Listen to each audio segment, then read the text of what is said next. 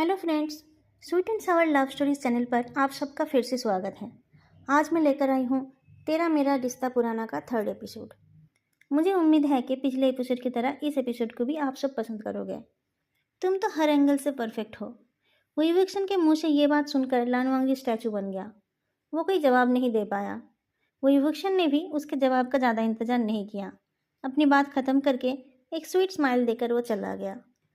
लान वांगजी वहीं खड़े होकर उसे जाते हुए देखता रहा। उसके जाते ही लान सिचन आ गया। वांगजी, बाइक पर कौन था? उसने पूछा। लान वांगजी थोड़ा सा घबरा गया। उसने जवाब दिया, उक्सियन भैया।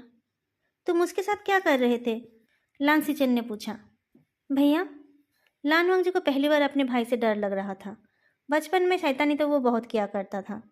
जब मम्मी पापा जिंदा थे तब उसका बड़ा भाई ही उसे डांट से बचाया करता था।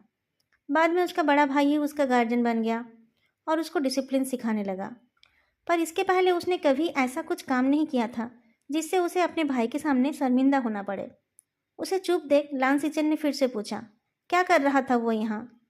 लान वांगजी ने फाइनली अपना मुंह खोला। भैया, आज उनका बर्थडे था। वांगजी, लान सिचन अपने भाई को टोकता है। उसका बर्थडे था तो तुम्हें क्या क्या लगता है वो तुम्हारा? कुछ नहीं भैया, लान वांगजी फपक उठा। उसके आंटी ने हमें रेस्टोरेंट में खाना खाने के लिए भेजा था। हमें? तुम और हुईवुक्सिया? लान सिचन पूछता है। नहीं भैया, वेनचिंग, वेननिंग और जियानचंग भी थे, लान वांगजी ने जवाब दिया। जियानचेंग? लान सिचन पूछ उठा। अब ये कौन है? उक्सिया भैया का कजिन, लान वांगजी ने जवाब दिया। पर तुम उनके साथ क्यों गए थे? लान सिचन ने तीखी आवाज में पूछा। भैया, मैं नहीं जाना चाहता था, लान वांगजी बोलता है। तो क्या वो लोग तुम्हें उठा कर ले गए थे? और फिर वो हमारे घर में क्या कर रहा था? वांगजी, तुम बस 15 साल के हो। मम्मी पापा नहीं है इसका मतलब ये नहीं कि तुम कुछ भी करते रहोगे, लान सिचन गुस्से में बोलता है। भैया, मैंने कोई गलत काम नहीं किया है, लान वांगजी बोलने लगता है। अंदर चलो तुम, लान सिचन बोलता है। बाहर खड़े होकर सबको बताने की जरूरत नहीं है कि तुमने क्या किया है। क्या कहेंगे लोग? तुम्हारी वजह से तो मैं घर से बाहर भी नहीं निकल पाऊंगा। लान सिचन गेट के अंदर जाने लगा। लान वांगजी भी उसके पीछे पीछे अंदर गया। डोर के सामने जाकर लान सिचन को पता चला कि डोर पर लॉक लगा हुआ है। वो पीछे मुड़कर अपने भाई की तरफ देखता है। लान वांगजी के पीठ पर उसका बैग देखकर वो अपनी आंखें छोटी करता है। तुम अभी आ रहे हो? साइकिल कहाँ है तुम्हारी? लान वांगजी गर्दन झुका के खड़ा था। वो धीमी आवाज में बोलता है, मेरी साइकिल वेननिंग के घर में है। हम कार से गए थे। थोड़ा रुककर वो फिर से बोलता है, उक्सियन भैया कार में नहीं गए थे, वो अपनी बाइक से गए थे। लेट हो रहा था। आप मुझे ना देखकर चिंता करते, इसलिए मैं रेस्टोरेंट से सीधा घर आ गया। तो तुम्हें रिक्शा, ऑटो ये सब नहीं मिले? लान सिचन डोर का लॉक खोलते हुए पूछता है। मुझे लगा उक्सियन भैया के साथ आना सेफ होगा, वो वेनचिंग के पड़ोसी है। लान वांगजी अपने भाई के पीछे पीछे घर के अंदर गया। लान सिचन मुड़ के अपने भाई की तरफ देखता है।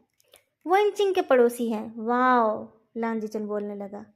पता नहीं कब तुम्हें अकल आएगी। इधर मैं परेशान हूं कि कैसे तुम्हारी देखभाल करूं, और उधर तुम्हें किसी बात की फिक्र ही नहीं है। दोस्ती करने के लिए भी तुम्हें कोई और नहीं मिला। तुम्हारे क्लास में या ट्यूशन में तो कोई लड़का है ही नहीं दोस्ती करने लायक। मैं तुम्हें सावधान करे जा रहा हूँ और तुम उस प्ले बॉय के जाल में फंसे जा रहे हो। मैं सोच सोच कर परेशान हूँ कि मैं किसी और शहर में पढ़ने जाऊँ तो तुम अकेले कैसे रहोगे। पर तुम शायद मेरे जाने का इंतजार कर रहे हो। मैं चला जाऊंगा तो तुम्हारे तो मज़े ही मज़े होंगे। पर तुम एक बात कान खोल कर सुन लो, मैं कहीं नहीं जा रहा, मैं यहीं रहूँगा।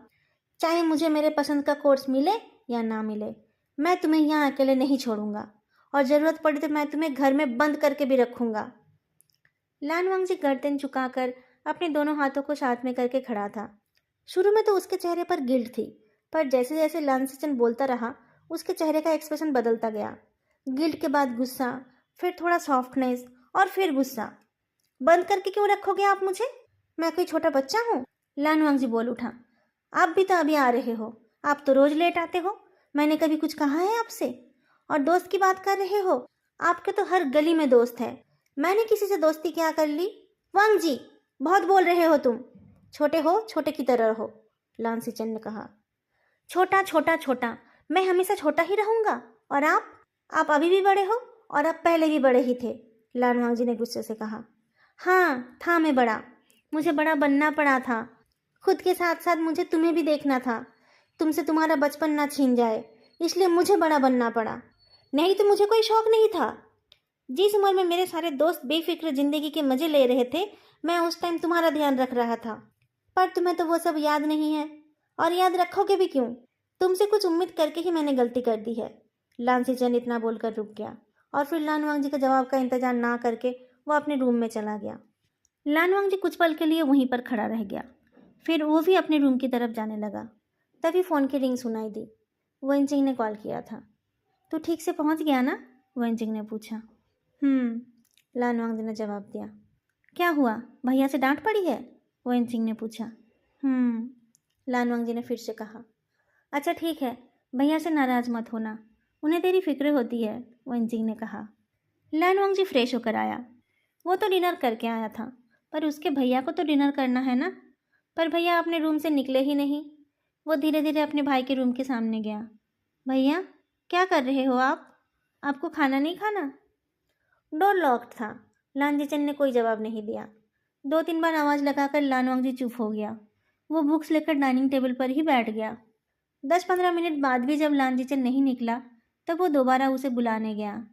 भैया, बाहर आओ, खाना खा लो, उसने कहा। थोड़ी देर रुककर उसने फिर से कहा, भैया, आई एम सॉरी, भैया, भैया। लांजीचंद डोर खोलकर निकल आया। अपने भाई से ज़्यादा देर तक नाराज़ रहना उसके लिए पॉसिबल नहीं था, पर अपने छोटे भाई को इग्नोर करके वो टेबल पर जाकर बैठा। अपना प्लेट लेकर वो खाना भी खाने लग गया। फिर अपने भाई की तरफ देखकर उसने कहा, तुम्हें तो नहीं खाना है ना, तो तुम यहाँ क्या कर रहे हो? अपने कमरे में जाकर पढ़ो। लानवांग जी चुपचाप बैठा रहा। वैसे आज तो आंटी ने तुम्हारा फेवरेट खाना बनाया था, पर कोई बात नहीं, लांसीचंद बोलता है। लानवांग जी उठकर अपने भाई के पास गया और उसके प्लेट से ही खाना उठाकर खाने लगा। लांसीचंद ने प्लेट को कवर कर लिया। तुम तो खाकर आए थे ना, क्या उसने तुम्हें पेट भर कर नहीं खिलाया? भैया, लानवांग जी धीरे से बोलता है, हम उस रेस्टोरेंट पे गए थे जहाँ पर हम बचपन में जाते थे। बचपन में? लांसीचंद पूछता है। मम्मी पापा के एनिवर्सरी पर हम उसी रेस्टोरेंट पे डिनर करने जाते थे। आज इतने सालों बाद वहाँ जाकर मुझे। लानवांग जी रोने लगा। तुम्हें वो याद है? लांसीचंद ने पूछा। लानवांग जी रोते हुए गर्दन ऊपर नीचे करता है। लांसीचंद अपने भाई को गले लगा लेता है। उसके आंखों में भी आंसू आ गए थे। हॉस्टल में फ़ोन कर सकते हैं? कोई रेस्ट्रिक्शन नहीं है? लानवांग जी हैरान होकर पूछता है। सिर्फ संडे को कर सकते हैं, वेंचिंग बोलती है। उसने कहा कि वो मेरे फ़ोन का इंतज़ार करेगा। लानवांग जी वाकई हैरान था। वेंचिंग तो कहती थी कि जियानचेंग कभी भी उसकी तरफ देखता भी नहीं है, पर जिस टाइम लानवांग जी अपने भाई से डांट खा रहा था, उस टाइम वेंचिंग और जियानचेंग कार के बैक सीट पर बैठकर फ़ोन नंबर्स एक्सचेंज कर रहे थे।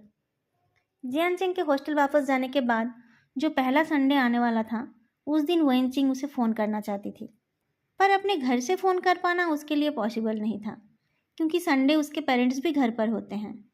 संडे वो लोग ट्यूशन पढ़ने जाते हैं, पर वेंचिंग अपने भाई के सामने फ़ोन नहीं करना चाहती थी। वो नहीं चाहती थी कि उसके भाई के हाथ ऐसा कुछ भी लगे जिससे वो बाद में उसे ब्लैकमेल कर पाए। तो तू कल उसे फ़ोन कैसे करेगी? लानवांग जी पूछता है। सैटरडे को लंच के बाद वेननिंग दूसरे बॉयज़ के साथ फुटबॉल खेल रहा था। लानवांग जी वेंचिंग के साथ सीरियस डिस्कशन में बिजी था। मैंने पापा से कहा कि मुझे भी एक फ़ोन चाहिए, वेंचिंग ने मुंह बनाकर कहा। पर पापा ने कहा कि 10th में अच्छा रिजल्ट करने पर ही वो मुझे फ़ोन दिलाएंगे। तो अब क्या करना है? लानवांग जी पूछता है। पता नहीं यार, वेंचिंग दुखी होकर बोलती है। उसने खुद मुझसे कहा उसे फ़ोन करने के लिए। वांग जी, कुछ तो मदद कर। मैं क्या करूं? मेरे खुद के पास भी फ़ोन नहीं है। मुझे भी शायद 10th के बाद ही फ़ोन मिलेगा, अगर भैया कहीं और पढ़ने गए तो। वैसे भी मुझे फ़ोन का क्या करना है? लानवांग जी ने कहा। तेरे पास भी तो फ़ोन नहीं है। वो इंचिंग को एक आइडिया आया। तो हम किसी टेलीफोन बूथ पर जाएंगे। निंग निंग को बोलेंगे कि तुझे किसी को फ़ोन करना है, तो नंबर डायल करना, फिर मैं अंदर जाकर बात कर लूँगी। तो उसको क्या बोलेंगे? मुझे किसको फ़ोन करना है? तुम दोनों ही बस मेरे दोस्त हो। चाचा जी को छोड़कर मेरे कोई रिश्तेदार भी नहीं है। उनको तो मैं घर से ही कॉल कर सकता हूँ, लानवांग जी बोलता है। तू अपने सीक्रेट क्रश को फ़ोन करेगा, वो इंचिंग एक्साइटेड होकर बोलती है, जो अभी दूसरे शहर में रहती है। लानवांग जी नहीं मान रहा था। पर अपने फ्रेंड के लिए उसे ये काम करना ही पड़ा। ट्यूशन के बाद वो लोग कॉल करने के लिए एक बूथ पर गए। वेन्निंग को वहाँ पर कुछ और लड़के मिल गए तो वो उन लोगों के साथ खेलने जाने का टाइम ठीक करने में बिजी हो गया। उसने ध्यान नहीं दिया बूथ के अंदर कौन बात कर रहा है। वेनचिंग ने जियानचेंग से थोड़ी बहुत बात कर ली और खुशी खुशी घर चली गई। लेकिन बूथ के बाहर लानवांग जी को उसके भाई के कुछ दोस्त दिख गए। वो डर गया। घर जाकर उसे फिर से डांट पड़ने वाली थी। डांट खाने से बचने के लिए वो जल्दी से घर चला गया और बिना टाइम वेस्ट किए पढ़ने बैठ गया। पर उसके भैया ने उस दिन उसे कुछ नहीं कहा।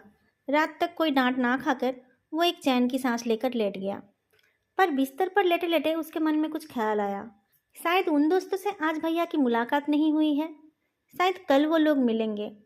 मतलब अभी भी डांट खाने का चांस है। वेनचिंग अब मौका मिलते ही जियानचिंग की बात करती रहती है और लानवांग जी रोज डांट खाने का डर लेकर घर जाता है। लेकिन सैटरडे तक उसे कोई डांट नहीं पड़ी। अगले संडे वो लोग फिर से बूथ से फ़ोन करने गए। बूथ के अंदर से लानवांग जी वेनिंग पर नज़र रख रहा था। उसके तो बहुत दोस्त है। वो कहीं भी जाता है तो उसे कोई ना कोई मिल जाता है। अचानक लानवांग जी को लगा कि जिससे वेनिंग बात कर रहा था वो कुछ जाना पहचाना सा था। वो तो उक्सन भैया है, लानवांग जी के मुंह से निकल गया।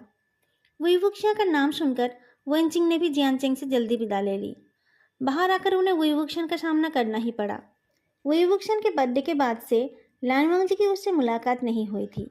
अपने भाई से डांट खाकर वो जानबूझकर वुईवुक्शन को अवॉइड कर रहा था। पर आज अवॉइड करने का कोई चांस नहीं है। उनसे बात किए बिना वुईवुक्शन वहाँ से जाने वाला नहीं था। क्या बात है वांग जी, किसको कॉल कर रहे थे? वुईवुक्शन ने लानवांग जी को देखते ही पूछ लिया। वो एक मेरा दोस्त है, लानवांग जी ने किसी तरह जवाब दिया। वेनचिंग ने उसे ये बात रटा रखी थी। फिर भी वो आगे बोल नहीं पाया तो वेनचिंग ने ही बोल दिया। उसका एक दोस्त था जो अब दूसरे शहर में रहता है। तो तू क्यों उसके साथ बूथ के अंदर गई थी? तू भी बात कर रही थी क्या?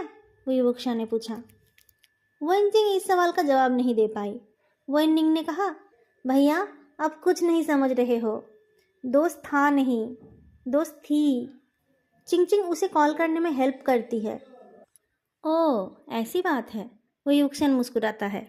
दूसरे शहर में है इसलिए तुम्हें मेरी मदद नहीं चाहिए थी। लानवांग जी फंस गया था। वो ये नहीं बोल पा रहा था कि वह वेनचिंग को वुईवुक्शन के भाई से ही बात करने में मदद कर रहा था। पर उसे ये भी अच्छा नहीं लग रहा था कि वुईवुक्शन सोचे कि उसकी कोई गर्लफ्रेंड है। पर अब तो तीर हाथ से निकल गया है। वेनचिंग को भी अपने भाई पर बहुत गुस्सा आ रहा था। पर वेनिंग ने तो वही कहा जो उसे बताया गया था। पता नहीं क्यों लानवांग जी को भी ये बात बिल्कुल भी अच्छी नहीं लगी कि वुईवुक्शन को उसके बारे में कुछ गलतफहमी हुई। उसने सफाई दी, ऐसा कुछ नहीं है, बस दोस्त हैं हम। वुईवुक्शिया हंसने लगा। लानवांग जी को बहुत गुस्सा आया। इसमें हंसने वाली बात क्या है? वुईवुक्शन को तो बस बहाना चाहिए उसका मजाक उड़ाने का। जब वो लोग फर्स्ट टाइम मिले थे तब भी वुईवुक्शिया ने उसका मजाक उड़ाया था। और फिर एक दिन जब वुईवुक्शिया वेनचिंग के साथ रास्ते के साइड में खड़े होकर आइसक्रीम खा रहा था, उस दिन भी साइकिल से जाते हुए वुईवुक्शिया ने उसका मजाक उड़ाया था। क्या कहा था ये तो उसको समझ नहीं आया था, पर मजाक उड़ाया था ये तो वो समझ गया था। और फिर एक दिन और भी छोटे मोटे इंसिडेंट्स होंगे जो लानवांग जी को ठीक से याद नहीं है। बाकी सबसे तो कितने अच्छे से बात करता है वो, बस उसी का मजाक उड़ाता रहता है। लानवांग जी और नहीं रुका, अपनी साइकिल लेकर वो चला गया। घर जाकर वो बुक्स फैलाकर बैठा था और वुईवुक्शिया के बारे में सोच रहा था। 2 दिन पहले तक वह अपने भाई से डांट खाने के बारे में सोचकर ही डर रहा था, पर इस टाइम उसके मन में बस ये था कि वुईवुक्शन उसके बारे में क्या सोच रहा होगा। लानसिचन घर आकर देखता है उसका छोटा भाई बुक्स लेकर तो बैठा है पर पढ़ाई में उसका ध्यान नहीं है। तुम टेलीफोन बूथ से किसे कॉल करने जाते हो? हमारे घर में फ़ोन नहीं है। लानसिचन बिना किसी बात के ही अपने भाई को डांटने लगा। अचानक डांट खाकर लानवांग जी घबरा गया। हाँ, उसने कहा, समझ नहीं आई मेरी बात? टेलीफोन बूथ में जाने की ज़रूरत क्यों पड़ती है? घर से कॉल नहीं कर सकते? लानसिचन ने फिर से कहा। भैया मैंने किसी को कॉल नहीं किया, वेनचिंग कॉल कर रही थी, लानवांग जी ने कहा। तो तुम क्या कर रहे थे वहाँ पर? लानसिचन ने पूछा। मैं उसको मदद कर रहा था, वो अपने भाई को बताना नहीं चाहती थी इसलिए वो मुझको अपने साथ ले जाती है, लानवांग जी ने कहा। 3 महीने में तुम्हारा बोर्ड एग्ज़ाम है और तुम अभी ये सब करे जा रहे हो। अच्छा रिजल्ट करना है कि नहीं? लान सिचन ने पूछा। अच्छा रिजल्ट करूँगा मैं, लान वांगजी ने कहा। ठीक से पढ़ाई करो और उन सब लोगों से दूर रहो जो तुम्हें डिस्ट्रैक्ट करते हैं। लान सिचन ने अपने भाई के सर पर हाथ रखा। लान वांगजी मुस्कुराकर मैथ्स कॉपी निकालता है। मैं गाना सुनते हुए मैथ्स कर लूँ? हाँ कर लो, मैं भी मैथ्स करने वाला हूँ, लान सिचन ने कहा। थोड़ी देर में वो भी मैथ्स लेकर बैठ गया। दोनों भाई गाना सुनते हुए मैथ्स करने लगे। वो बीच बीच में बातें भी करने लगे। पहले भी वो दोनों ऐसे ही पढ़ते थे। शायद पुरानी आदत के चलते लान वांगजी ने एक प्रॉब्लम के लिए लान सिचन से मदद मांग ली। लान सिचन ने भी उसे वो प्रॉब्लम सॉल्व करने में मदद कर दिया। जब खाना बनाने वाली आंटी आई तब लान सिचन ने अपने भाई के पसंद का डिश सजेस्ट किया। लान वांगजी ने अचानक कुछ रियलाइज़ किया। वो वाकई छोटा भाई है। घर के किसी भी मामले में कभी भी उसके ऊपर कोई जिम्मेदारी नहीं आई। वो तो बस पढ़ाई और डांस ही करता है। पर उसके भाई ने ही तो बहुत कम उम्र से पढ़ाई के साथ साथ उसको और इस घर को संभाल रखा है। अब तो वो फिर भी बड़ा हो गया है, पर जब उसने ये सब करना शुरू किया था तब तो वो भी बहुत छोटा ही था। बस 2 साल का ही तो फ़र्क है उन दोनों की उम्र में। लान वांगजी डिसाइड करता है कि वो ऐसा कुछ नहीं करेगा जिससे उसके भाई को तकलीफ हो। लान सिचन ने उसे वेनचिंग की मदद करने के लिए मना नहीं किया और उसने ये भी नहीं पूछा था कि वेनचिंग किसको फ़ोन करती है। इसलिए हर संडे वो वेनचिंग के साथ बूथ जाने लगा। पर 2-3 हफ्ते में ही वेनिंग बोर हो गया। उसने उनके साथ बूथ जाने से इनकार कर दिया। ट्यूशन के बाद वो सीधा खेलने चला जाता था। वेनचिंग को तो इससे ज़्यादा खुशी किसी और चीज़ से नहीं होती। वेनिंग नहीं रहता है तो लान वांगजी को भी बूथ के अंदर नहीं रहना पड़ रहा था। वेनचिंग अब जियानचेंग से खुलकर बात कर पा रही थी। वेनचिंग फ़ोन पर बात कर रही थी और लान वांगजी बाहर टहल रहा था। अचानक एक लड़का साइकिल लेकर उसके पास आकर रुक गया। लान वांगजी ने सबकॉन्शियसली उसकी तरफ देखा। उस लड़के ने एक एनवलप और एक चॉकलेट बार आगे किया और कहा, पकड़ो इसे। लान वांगजी पता नहीं क्या सोच रहा था। उसने सबकॉन्शियसली हाथ बढ़ा दिया। उन चीज़ों को पकड़ने के बाद उसे होश आया। क्या है ये? उसने पूछा। खोलकर देख लेना, तुम्हारे लिए ही है, कहकर उस लड़के ने मुस्कुराया और फिर वो साइकिल को पैडल करते हुए चला गया। वेनचिंग बूथ से बाहर आ गई थी। उसने अपने दोस्त के हाथ से सब कुछ छीन लिया। चॉकलेट और लव लेटर? चल देखते हैं लेटर में क्या लिखा है, कहकर उसने लेटर खोल लिया।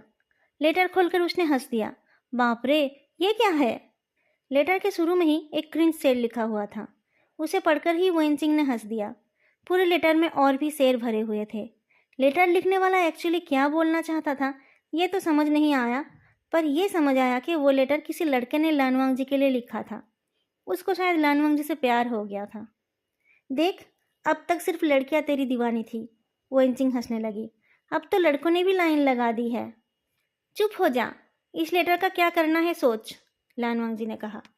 लेटर का क्या करना है ये तू सोच, मैं चॉकलेट को ठिकाने लगाती हूँ, कहकर वेनचिंग ने चॉकलेट को खोल लिया। क्या कर रही है तू? लान वांगजी टोकता है। चॉकलेट वेस्ट नहीं करनी चाहिए, खाएगा तू? वेनचिंग ने पूछा। नहीं खाना है मुझे, लान वांगजी ने जवाब दिया। फिर कुछ सोचकर उसने उस लेटर को फाड़ दिया। अरे रुक रुक, लड़के का नाम क्या था ये तो याद करने दे। इसका साइन कितना फनी है, जैसे कि किसी कार्टून कैरेक्टर ने साइन किया हो। वेनचिंग ने लड़के का नाम देखकर लेटर वापस कर दिया। लान वांगजी ने उस लेटर के छोटे छोटे टुकड़े बनाया और फिर उन दोनों ने मिलकर उन टुकड़ों को हवा में उड़ा दिया। जब वो लोग उन टुकड़ों को उड़ा रहे थे उस टाइम उयुवुक्शा उस जगह पर आ गया। दोस्तों, आज का एक्सप्लेनेशन मैं यहीं पर ख़त्म करती हूँ। आप लोगों को ये स्टोरी कैसी लगी ये कमेंट करके बताना मत भूलना, और स्टोरी अच्छी लगी तो लाइक भी कर देना। अगर अभी तक चैनल को सब्सक्राइब नहीं किया है तो सब्सक्राइब भी कर देना। फिर मिलेंगे अगली वीडियो में, तब तक के लिए बाय।